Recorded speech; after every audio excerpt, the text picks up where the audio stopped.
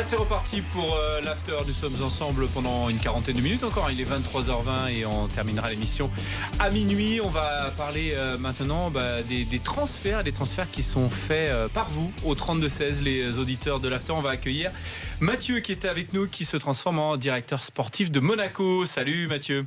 Et salut les amis. Salut Mathieu. Bon, t'as récupéré une équipe alléchante là. Salut Mathieu. C'est difficile, directeur sportif de Monaco. Il va falloir que tu sois fort. Hein. C'est pour ça, c'est très intéressant comme challenge et je vais relever le défi, je pense, haut la main. On verra ce que vous en pensez. Mais on va te noter. Ali, Sacha, vous mettez vos notes aussi. C'est difficile et c'est facile aussi. C'est Antonio Cordon, le directeur sportif de Monaco. Ouais. Tu vas jouer Antonio Cordon. Alors ton équipe, tiens, dis-nous tout. Entre Monaco et Troyes. Déjà on va parler des arrivées. Youri Tillmans, donc d'Anderlecht, excellent milieu de terrain pour moi. Très polyvalent, c'est une très bonne recrue. Ensuite, lui, tu l'as déjà pris, donc nous le vends pas, c'est bon. Voilà. Après, je voulais vous parler juste de Maïté, ce joueur qui est arrivé de Zulte Waregem de Belgique. Donc vainqueur de la Coupe de Belgique, il a 40 matchs à son actif, 23 ans, c'est un profil un peu Bakayoko, donc je pense qu'en fait c'est pour peut-être un éventuel départ de Bakayoko à Chelsea. Tillmans, c'était 25 millions d'euros, tu l'as payé 25 et Maïté, tu l'as payé 8 millions. 8 millions, voilà. Et apparemment, si on en parle plus d'une offre Maïté il fait à manger, on est bien. On parle d'une offre de Chelsea. Je l'ai faite ce week-end pendant l'athlète, cette blague. Excellent. C'était pas le stopper de Marseille? Excuse-nous, on est un peu taquin. Mathieu, continue. Non, allez-y, t'inquiète pas, je connais Daniel, je sais comment il est. Moi aussi, je suis taquin. Alors, je disais, en fait, peut-être que Chelsea va mettre 45 millions apparemment sur Bakayoko, donc tu vends? Ça serait pas mal. Je le vends, bien sûr. Ok, très bien. Très bien, on note. Je pense que Tillmans, Maïté et Fabinho, si on arrive à garder Fabinho, ça peut être pas mal. Ok, donc Fabinho, tu fais tout pour le garder ou si tu as une grosse offre, tu vends? Je fais tout pour le garder parce qu'il faut toujours en garder un des deux. Je pense. Parce qu'il est très très demandé. Donc tu repousses les offres pour Fabinho? Moi, je veux pas en fait décimer mon milieu de terrain de l'année dernière. Je vais en garder au moins un des deux. Et pour moi, le plus talentueux, si tu mets Maïté, ça va être compliqué. Hein. Si tu mets Maïté, ça va être compliqué parce que c'est vraiment quelque part dans le profil, c'est entre Bakayoko et Fabinho. Donc, va falloir réorganiser autrement le milieu de terrain. Enfin, ça, c'est mon avis. Non, mais s'il garde le Fabinho. Ouais.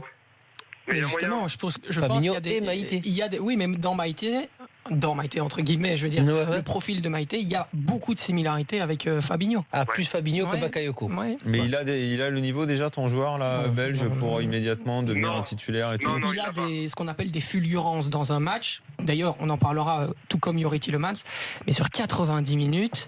On va en parler tout de suite, tiens. C'est compliqué. L'avis sur ces deux joueurs. Maïté, c'est encore en progression et Tillmans, il a quand même été acheté 25. On parle d'un énorme potentiel pour lui. Oui, non, le potentiel il est là, il est absolument indéniable. Je dirais que Youri, il a deux gros défauts. Le premier, c'est la régularité sur 90 minutes. Ça, il c'est sera sûr pas. qu'en Belgique, il joue pas 60 minutes ou 65 minutes. Non, le championnat belge, c'est 60-65 minutes. Effectivement. Ils savent pas jouer 90 minutes.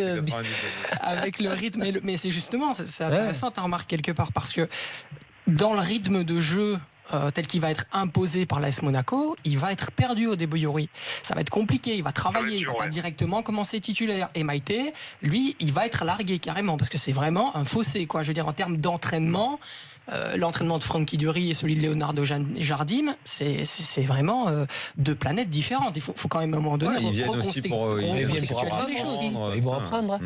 Ouais, ça fait partie des jeunes on a coupé notre directeur sportif. Ton milieu de terrain, il commence à être pas mal à poil. Là, si tu perds Fabinho, Bakayoko, alors qu'il y a Fabinho et Bernardo Silva est déjà parti à City. Bernardo, il s'est déjà vendu. Alors vas-y, continue alors. Bernardo, j'aurai quelqu'un peut-être pour le remplacer. Ce sera mon all-in de la fin de soirée, donc je le garderai pour tout à l'heure. D'accord. Bon alors après, continue alors ton équipe. On va partir sur des jeunes au départ.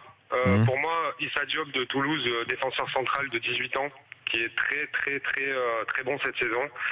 Monaco a jeté son dévolu dessus et j'aurais fait la même chose. En plus, il y a Corentin Jean apparemment qui a envie de signer là-bas, ils le veulent aussi, donc il y a moyen peut-être d'inclure Corentin Jean dans l'affaire. Donc voilà, pour moi, je crois que Sadran est pas vendeur. Interdit. Et il voulait rester Corentin Jean du côté de Toulouse. Corentin Jean veut rester à Toulouse et nous on veut Issa Diop, donc peut-être éventuellement essayer de faire quelque chose. J'ai bien compris, mais combien tu vas mettre sur lui? Parce que Sadran est pas vendeur, il vend cher Sadran. Il est à 14-15. Ouais, 14-15 millions avec Corentin Jean dans la valise. Donc, et ton Diop à ce prix-là, il vient pour être remplaçant de la doublette Glick-Jamerson. En fait, fait, je pense qu'il serait un énorme concurrent pour Jemerson, parce que Jemerson, il faut savoir que c'est pas non plus un joueur très régulier. Comparé à Camille Glick, pour moi, c'est quelqu'un qui fait C'est plus le énormément d'erreurs. profil Glick, Yop, que Jemerson. Mais je préfère avoir 2 profils comme ça, moi. Je veux deux Tu veux rocks 2 stoppers. Ouais, je veux 2 stoppers. Tu veux deux derrière. stoppers. Directeur sportif, toi, t'es pas coach, hein, mais. Ouais, exactement. Désolé, mais. Et je fais les deux. On je dit suis un plus peu stopper la maintenant, Arsène c'est vrai. Wenger de Monaco aujourd'hui. C'est pour Ah, ça. d'accord, ok. Bon, Alors, après la suite, alors. Donc, maintenant- Diop, ok, donc ça, c'est ton premier achat, 15 millions. Ouais, 15 millions. Après, Ok. si j'ai pas Diop, je mettrais 10 ou 12 millions sur Malang Sarr de l'OGC Nice, tout simplement. 18 ans, il a 27 matchs cette saison. C'est sa première grosse saison. Je l'ai trouvé excellent dans son rôle. Alors, est-ce que Paul Bass l'a aidé? Je pense que oui, mais voilà, il a beaucoup appris cette saison, justement. Ils finissent quand même 3e du championnat, c'est pas rien, avec un gamin de 18 ans derrière. Je pense que c'est quelqu'un qui est très intéressant. Il n'a pas joué est tous les très- matchs, ça. Non, il a joué 27 matchs et il a joué des matchs quand même assez importants. Ok, continue, vas-y, on a compris, Diop. Sur les côtés, tu fais non, quoi? Il y a ça. Sidibé Alors, et Mendy. Alors voilà, les joueurs à garder pour moi, Moutinho, Lemar, Mendy, Sidibé. Obligatoire. Ça, c'est invendable pour moi. Moutinho Voilà. Moutinho, oui. Pourquoi? Parce que c'est notre remplaçant de luxe. Et aujourd'hui, avoir un remplaçant de luxe qui a fait une deuxième partie de saison excellente, qui a une très bonne expérience, à qui la Lazio a jeté son dévolu, là, apparemment, il y a 2-3 jours, ils le veulent. Nous, on veut, j'espère qu'on va pas le vendre. Et moi, je le vendrai pas parce que c'est quelqu'un qui colle à l'équipe. Ça fait déjà 3 ou 4 ans qu'il est là. Et voilà, à chaque fois qu'il a le ballon, il se passe quelque chose. Ouais, Et c'est ce qui s'est passé d'accord. voilà. Et Benjamin Mendy, tu repousses une offre même à 40 millions d'un club anglais. Je repousse parce que je pourrais avoir quelqu'un pour le remplacer. Il y a le petit Kaya là, à Valence qui coûterait beaucoup moins cher, qui pareil se jetterait aux avant-postes justement parce que moi j'ai besoin d'ailiers qui montent. Et Mendy c'est vraiment le percuteur sur le côté gauche, donc il me faudrait un ailier qui monte. Le seul que je vois en ce moment en Europe qui peut éventuellement lui prendre sa place, c'est Gaïa de Valence. Un petit jeune espagnol qui a joué ce soir d'ailleurs en U21. Voilà, c'est un gamin qui me plaît beaucoup. Après, pour moi, Mendy, il est invendable. C'est pas la peine, quoi. Enfin, on voit les matchs de Ligue des Plutôt Champions. Sidibé, tu vendrais ou pas? Ou tu les gardes? Si je peux, je garde les deux. S'il faut vendre un des deux, je vendrai Sidibé, sachant qu'il y a le petit Jordi Mboula là, qui est arrivé du FC Barcelone pour 3 millions. Il a été formé au FC Barcelone, mais il est encore jeune, lui aussi, il a 18 ans. Hein. T'es en train de me faire une équipe de poussins, là. Non, De attends, pipille. J'arrive. Les stars, j'arrive, mais là, pour l'instant, je voulais vous parler. Ouais, continue, parce que là, Ça va être costaud sur la fin. je reste Mathieu, pas là. les masses, là. Vas-y, Il y en a continue. quatre. Là. Bon, et devant. En tant que grand directeur sportif, forcément, je suis allé me renseigner un petit peu au Mexique. Il y a un gamin qui s'appelle Orbelin Pineda. Il a 21 ans, c'est un milieu récupérateur. C'est le Verratti mexicain. Vous avez peut-être entendu parler. Ah oui. Alors attends, parce que, le il y a Verratti le risque mexicain. que tu t'es fait arnaquer par un agent véreux, peut-être au passage. Fais gaffe. Oh là là. Ou tu Le sais bien Verratti renseigné, là. mexicain. Ça me rappelle l'année où au PSG, ils sont allés prendre un mec qui s'appelait Elder. Il était vendu comme le Deschamps portugais. Écoute, Le mec, c'était même pas un vrai joueur de foot. Mais est-ce Des qu'il est choix de international mexicain déjà? Parce que dernièrement, à la Coupe des Confédérations, le Portugal a joué contre le Mexique. Est-ce qu'il a déjà franchi ce cap d'international? Pas encore. Ah, Alors c'est compliqué. Mais il a fait 43 Ouais. matchs cette saison avec Mais c'est le Verratti mexicain. Putain, le Verratti aussi au début, t'es pas Écoute, international. c'est un joueur qui est coté à 4 millions, c'est pas cher, il a 21 ans, il a fait 43 matchs cette saison avec Guadalajara et franchement, il est vraiment très bon dans la récupération. Enfin, j'aime bien ce profil de joueur remplaçant justement qui peut remplacer justement mais Ok. Non, mais en même temps, les gars, il est directeur sportif de Monaco, Il fait donc ce il qu'il fait veut. les paris sur les Ouais, jeunes. Il fait ce qu'il veut. Donc, Il fait ce qu'il veut. Non, Il a recruté beaucoup de remplaçants. Moi, je valide. Devant. Vas-y, continue. Devant, alors, ça tombe bien qu'on parlait de Bakayoko tout à l'heure pour Chelsea, sachant que Chelsea veut vendre Diego Costa apparemment pour 30 millions. Parce qu'ils n'en veulent plus, parce qu'il a un caractère assez difficile, etc.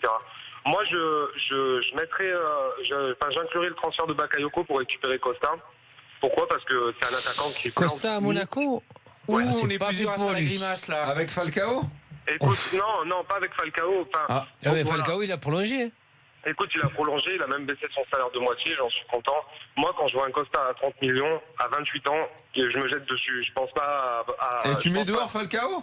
Non, je le mets pas dehors, je le laisse dans l'équipe, et où ils se démerdent à jouer ensemble, ou alors... Ah oui, non, mais attends, 30 millions pour Costa, sachant que Complémentarité compliquée. Hein. Ils ont le même profil, hein. c'est très compliqué, mais regarde, tous les deux, ils ont joué dans le même club, l'Atlético Madrid. Je crois qu'ils s'en sont pas trop mal sortis. Ils ont fait quoi? Ils ont fait une Europa League, je crois. Enfin, voilà, et en plus, ils s'entendaient bien, je crois, l'Atlético Madrid, hein, puisque lui, après, a remplacé justement Falcao quand il est parti à Monaco. Oui, il s'entendait bien tant qu'il était remplaçant et que Falcao, c'était la star, Falcao. Moi, je Et sais là, à pas, Monaco, que tu veuilles ou pas, ta star, c'est Falcao. Pour l'instant, ouais. Mais pour l'instant, mais après, Parce que imagine si- on t'a même pas demandé, mais t'as vendu Mbappé ou pas là? Non, je l'ai pas vendu. Ah, Je tu l'ai l'as pas vendu. Alors, comment tu fais alors? Oh là là, donc Diego Costa, Falcao, Mbappé. Écoute, moi, je me poserai la question sur Costa. J'ai pas dit je vais l'acheter ou quoi que ce soit, mais il y a un transfert de Bakayoko à Chelsea apparemment pour 45 millions. Eux, ils veulent récupérer 30 millions sur Costa, ce qui est pas énorme pour un attaquant, on va dire de classe mondiale. On va se mettre d'accord. Il met plus de 25 buts par saison. À part cette saison, ça a été un peu compliqué. Enfin, bref, je me poserai la question. Ensuite, pour remplacer le petit Mbappé, je penserai à Marcus Rashford. Donc tu vas Manchester United. Mbappé Tu veux alors? Mbappé, t'as dit 2 minutes, Non. tu le gardais. Non, je le garde, mais s'il veut partir, je le laisse partir parce que je suis pas Nasser. Mais t'es pas Al-Khelaifi. mais voilà. le point est sur la table. Moi, pour moi, si un joueur veut quitter un club et ça marche aussi pour Verratti, je le laisse partir. Je me battrai pas pour le garder. Pourquoi? Parce que s'il veut s'en aller, c'est qu'il a plus envie de jouer dans mon club et je vais pas m'emmerder à payer quelqu'un. D'accord. Oui, pour, mais ça va avec la philosophie de l'AS Monaco, en fait, hein, quand il y a Voilà. des bons joueurs et des bons Ouais, prix. mais eux, il fallait- ils vendent très bien Monaco. Ouais. donc, Et tu mettrais Mbappé, donc à la place de Mbappé, j'ai pas bien entendu? je me jetterai sur Marcus Rashford. Je pense pas qu'il vaut 150 millions, le joueur de Manchester United. C'est un Oh non. profil très intéressant, très jeune. Moi, je recrute pas. Ah, hein. mais le problème, c'est que non, Manchester il United, marchera ils ont ce genre de jamais. joueurs, ils vont pas le vendre. Anglais, Première Ligue, je recrute jamais, moi. Ouais, jamais Mais- tu vas le sortir. Hein. Il reste en C'est rare. Angleterre. C'est rare Ah de ouais. sortir un Anglais de ce championnat. Non, et Et puis je il me reste dis- en Angleterre. Il est jamais aussi bon que quand il joue en Ouais. Angleterre. Après, je me dis, on est l'AS Monaco, tout est possible, et j'ai déjà vu des trucs incroyables à Monaco, comme l'arrivée de Morientes en 2004, etc. Donc je me dis, pourquoi pas essayer de faire venir une petite pépite comme ça. Enfin, moi, Marcus Rashford, c'est quelqu'un qui me plaît techniquement, physiquement, il a le potentiel pour jouer à l'AS Monaco, et puis en plus, il est buteur, il a quoi, 18 ans, enfin, c'est un Et peu un profil. si tu faisais confiance plutôt à un jeune du centre de formation, puisque tu connais bien l'AS Monaco, il n'y a pas un jeune justement qui pourrait prendre la place de Mbappé, qui coûterait évidemment pas cher et de le faire monter, et pourquoi pas espérer une progression à la Kylian Mbappé? T'as une idée? T'as un nom en tête? Silla, le petit Silla, je pense pas que vous le connaissez. Voilà, il joue en réserve, il joue avec les jeunes. C'est un bon profil. On parle de lui comme éventuellement le futur Mbappé. Après, on ne sait pas encore ce que ça va devenir. Maintenant, Enfin, déjà, Mbappé, ça fait que 6 mois. Donc, comment on peut dire d'un jeune qui va être le futur d'Mbappé? Voilà. C'est déjà un futur. On peut Il pas a déjà savoir. un futur du futur. non, on peut pas savoir. C'est pour ça, je ferai pas. C'est pas que je ferai pas confiance aux jeunes, mais je les laisserai mûrir Un tranquillement. futur Il y a Mbappé. toujours la Gambardella à jouer. C'est magnifique. Il y a des coupes de France en l'aîné, voilà. Il manque Mais- le gardien dans ton histoire, Mathieu. Subasic, tu le gardes? Non, il touche à rien. Et puis le petit nouveau qui est arrivé là, Benaglio là. Ouais. En deux, hein, tout Bon, simplement. c'est pas un petit nouveau, lui, hein, Un il est petit nouveau, expérimenté. Il a Ouais, plus de ouais. 30 ans, l'ami Benaglio. Il vient du Werder Bremen et international suisse. On le connaît Voilà, bien. hein. ouais. Très très bonne À doublure Monaco, c'est et bien. très grosse concurrence pour Souba. Ça, il n'y a pas de souci. Alors, la dernière chose, parce que tu nous as parlé d'une énorme surprise pour essayer de nous convaincre et avoir une bonne note. Là, tu nous as fait un petit C'était teasing. Costa, sûrement, non? Bernardo Silva. Alors, Ouais. Tu le remplaces par qui?